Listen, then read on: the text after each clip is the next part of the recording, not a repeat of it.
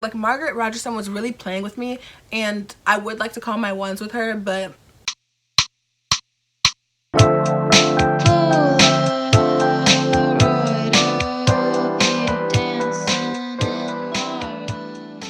alright, hey guys, welcome back to my channel, Jocelyn Reads. So today I'm going to be talking about 6 authors that surprised me. I don't have that many underrated authors, but these are 6 popular authors that I thought I wouldn't like, or I necessarily didn't think I would love them as much as I did going into their books, and then I came out their books and I was pleasantly surprised because I ended up really enjoying their content and they became one of my favorite authors. So I'm going to go ahead and get started, and the author that I'm first starting off with is Marissa Meyer. The first book I read by Marissa Meyer was Heartless, and the thing is, I have the Lunar Chronicles right here. I have not read them yet, but I read these two and I decided I really like her writing and I want to read her books. And the crazy thing is, I first encountered her books in like literally maybe like 2010. I don't know exactly when Cinder came out, but it was around the time when I was like in maybe middle school, and I would walk by the book section in Target because every single time we went to Target I had to go peep the book section because I don't know, I've always loved reading and I've always wanted to peep the book section in Target, still do it today. But I would go for books though with covers like these and not covers like Cinder. Like, I would look at Cinder and I'd be like, no, that's not for me. But I would look at Fallen, Shiver, all of those, and I would snatch those right off the shelf. I was all for like paranormal romance and things like that when I first started getting into reading. I would skip right over Cinder and go to those books because those are my jam, honestly. I love those. So yeah, I picked up Heartless in like 2016. I don't know where I got it from, I don't even remember. But when I picked it up, I had no idea that the author was the same author as the Lunar Chronicles.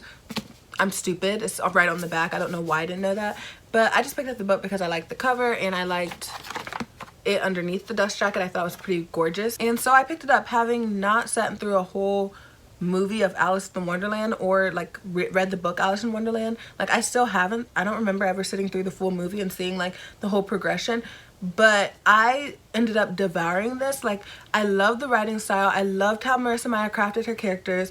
I just fell in love with Jess and Kath, and even though I didn't know exactly, like, I haven't seen Alice in Wonderland all the way through, I know the basic story of Alice in Wonderland, so I knew exactly where this was going, but it did not stop my heart from breaking any more than it did. So yeah, this immediately became one of my favorites after I read this, and I was so pleasantly surprised because I picked it up on a whim at a bookstore and I wasn't expecting to love it as much as I did, but I incredibly fell in love with this. And the crazy thing is, after that I didn't go searching for this author again. Like I'm sure I figured out that this is the same author, but I'm still looking at these covers and I was still like, no, it's not for me.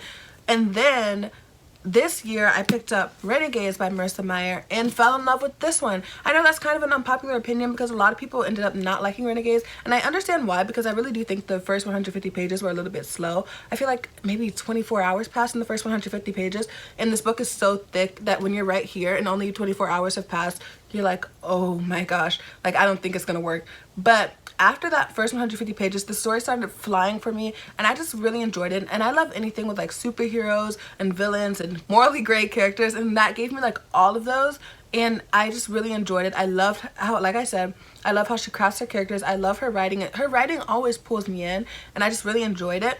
So after I finished this one, I had to admit to myself that I was a Marissa Meyer stan. Alright, so the next popular author that I have that pleasantly surprised me is V.E. Schwab. V.E. Schwab was an author that I was really scared to get into because, I'm gonna be honest, I started A Darker Shade of Magic before I read The Vicious duology, and I read one page in 24 hours, so I thought that maybe V.E. Schwab wasn't for me. I did not get pulled into the story immediately with The Darker Shade of Magic, but the idea of Vicious was something that always appealed to me, as it also follows some sort of superhero mutant type storyline, and I just really adore those stories. So I was really excited to get into Vicious, and once I finally did read it, it pulled me in so quickly and I just ended up adoring it. I love how V. Schwab crafts her characters. They literally pop off the page to me and I feel like literally my heart bleeds for her characters. And I am a very, very character driven person, but it's hard for me to actually like cry over a character or feel like a whole lot of empathy for a character where like I feel it in my heart. And I felt that way about Victor in this whole series. Like,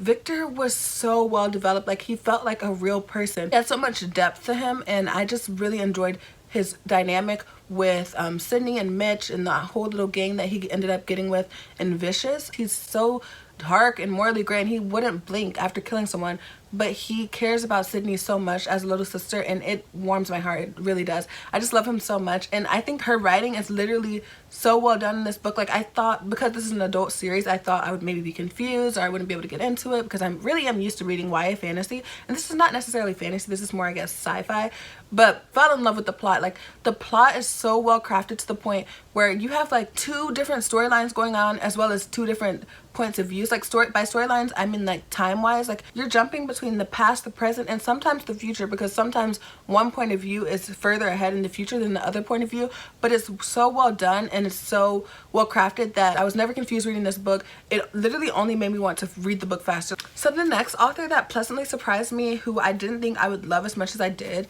is Holly Black. She's the author of The Cruel Prince. The Cruel Prince was actually the first book that I read by her, and I didn't fall in love immediately with The Cruel Prince. Like, I liked it. I immediately gave it 4 stars the first time I read it, but it wasn't something that I kept thinking about, or like I was like, this is my favorite series. I wasn't like that when I first read The Cruel Prince, so I wasn't looking at Holly Black as one of my favorite authors.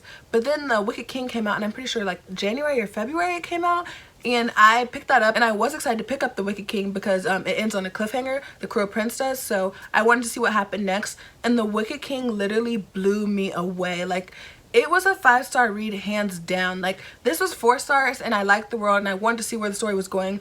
But in The Wicked King, I completely fell in love with the characters. I love Jude in The Wicked King. She's such a bad bitch. Like, I can't exactly say why I loved her more in The Wicked King than I did in The Cruel Prince, because I don't want to spoil this, but I'm just gonna say she's just such a boss. Like, she's such a boss, such a strong female character. I loved her so much, and I love that I was able to see more interaction between her and Cardan, because in The Cruel Prince, even though people really do ship Jude and Cardan in The Cruel Prince together, I feel like you do not get that many interactions between them, and definitely not a lot of positive interactions between them. But in The Wicked King, you really do get more interactions, and that's when I really started shipping Jude and Cardan, and I thought the storyline was really well developed, and there's this good arc that's going on, so that made me end up giving The Cruel Prince 5 stars upon reread. So after that, I read The Darkest Part of the Forest, which I ended up giving 4.5 stars. I loved it, and I read the first story, The Modern Day Fairy Tales, which I also gave 4 stars. So I just realized I really love Holly Black's writing. I love the way she writes fae, and I just think she's an amazing author. Alright, so the next author that really surprised me was Alice Osmond. I've read 2 of Alice Osmond's books, but I've also read the webcomic Heartstopper on Tumblr. I don't own it, and I haven't read it all the way through, volume 1, but I do know that I enjoy Heartstopper. So the first book that I read by her was Radio Silence, and I adored this book. And this really is saying something, that I did adore this book, because I didn't think I was gonna like it going into it, because everyone told me like this does not have romance, and if you know me, I love romance. I'm a romantic. I just need some romance in my stories when I'm reading, and so I went into this like, I'm just not gonna like it, because yeah, friendships are nice and all, but I just love romance and tension, and just, I don't know, I just adore it. And I thought I was gonna go into this and like the story or whatever, but it was just gonna be a 3-star because there was no romance.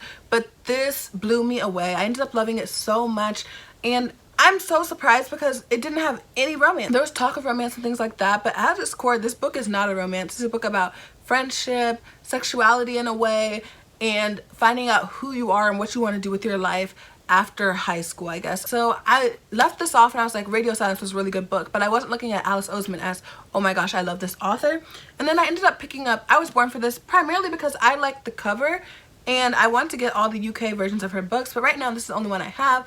And I also fell in love with this one, and after I finished this one, I realized I like Alice Osmond so much. Her writing style is just for me. Like, it's nothing too complex. It's very simple, but not in a way that it's basic. It just pulls you into the story, but you're never confused by what she's trying to say. She says what she means, and she means what she says. It's right there. It's understandable. She has so much diversity in her books, and it's not forced at all. I never felt like this is not done proper. I feel like this representation is a little off. Like, it feels like she really does put her heart and soul into her representation to make sure it comes off as authentic. All right, the next author I have, I only read 1 of her books, but it drew me in, and I truly fell in love with her writing, her worlds, her characters, everything. And I just know I'm gonna love the next book, and I even ordered another trilogy that she has written just because of how much I love this book.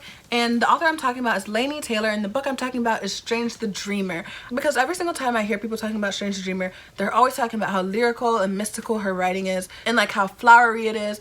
And I'm not one who would look at a book and hear that the language is flowery, lyrical, and mystical and immediately be like, I need to pick that up, because writing has to draw me in, but I'm never looking for writing that is so complex that I can't understand the story. And that's how I thought this writing was going to be. I thought it was going to be super flowery, where I'm like, what the hell is she trying to say? Like, I don't know what she's even saying, so what's the point?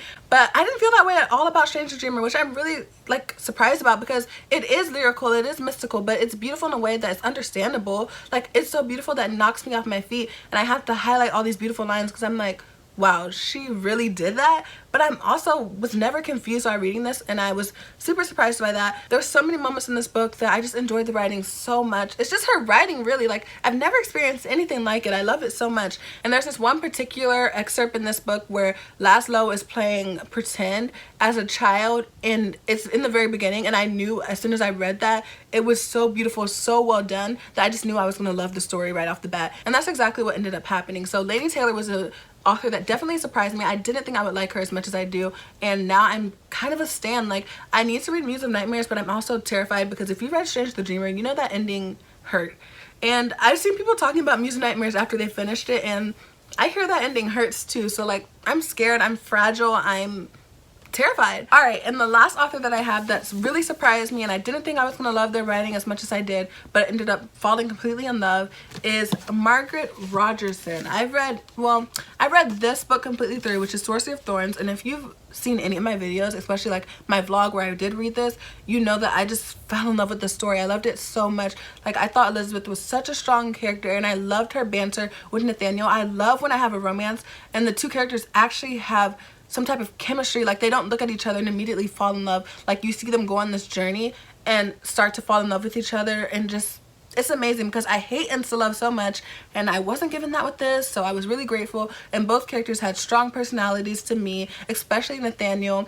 I loved him so much. He was such an asshole, kind of, but a good asshole. He was just snarky as fuck, and I just love a snarky character, especially a snarky love interest, because it just keeps things interesting to me. So I definitely love the dynamic between the two love interests. And then she also brought in this character Silas, which I thought was so interesting. He was basically a demon that was attached to Nathaniel in a way, and his character was so well done. He broke my heart so many times in this book. Like, Margaret Rogerson was really playing with me, and I would like to call my ones with her, but that's another story, because she really played with my heart in this. Like, she kept playing with Silas, and I was scared because I love Silas so much. He probably really was my favorite character in this book. I just love a morally great character. I say it all the time, and that's what Silas was. He was this demon who was so morally great, and he like would say like how he doesn't care about Nathaniel. He can't care about Nathaniel. He's a demon, but through his actions you could see that this love for him that just melted my heart. And the world was so well crafted. It was so unique. I've never read anything with the like grimoires. It's a word that I can't say. I literally cannot say grimoire.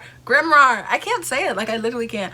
But I've never read anything with them before. I literally thought they were like monsters at first when I read the synopsis, but they're actually these books that have these personalities, and it's just so interesting and so unique, and I ended up loving this so much. So after I read this, I'm like, I have to pick up An Enchantment of Raven. Okay, I can't talk about how much I love this yet because I am only 100 pages through, but the book is pretty short. But I am loving it so far. Like, I really like her writing. I love how she writes fairy. Her writing style even really just appeals to me as a reader. And yeah, I just didn't think I was gonna like Margaret Rogerson that much. Kind of stan her now. So anything she puts out, I will pick up. Alright, so that was my sixth and final author that surprised me. I didn't think I was gonna love them and their writing as much as I did, but I ended up adoring them. So yeah, that's it for my video today. Like, comment, subscribe, and all those things down below. And I'll see you guys in my next one. Thank you for watching.